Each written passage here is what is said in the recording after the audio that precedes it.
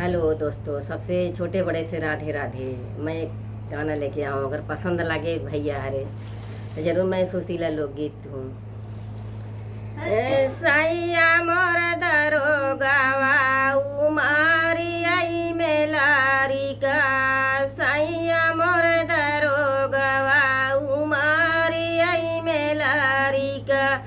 सोने की थाली में जेवना बनाए जेवना उन जेवई करही लागे कारी का, जेवना उन जेवई करही लागे कारी का।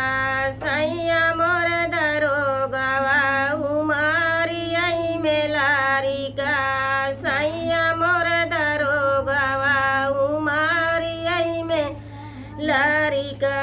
झाझरे गेहुआ गंगा जल पानी, झाझरे गेहुआ गंगा जल पानी। गेरुआ न घूटई करही लागे कारिका, करही लागे कारिका। सैया मोर दरोगावा उमारी आई मेलारिका, सैया मोर दरोगावा उमारी आई मेलारिका। अलाची लवंग रस बीरा जोराए, उलाची लवंग रस बीरा जोराए। बीरावउन कुंजई करही लागे कारिका, करही लागे कारिका।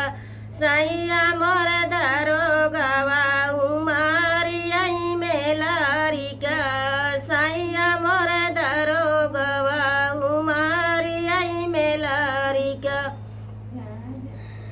फूला झरिया झारी से जल गाए, फूला झरिया झारी से जल गाए।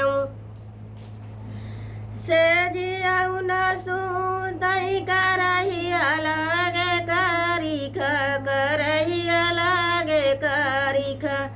सैया मोर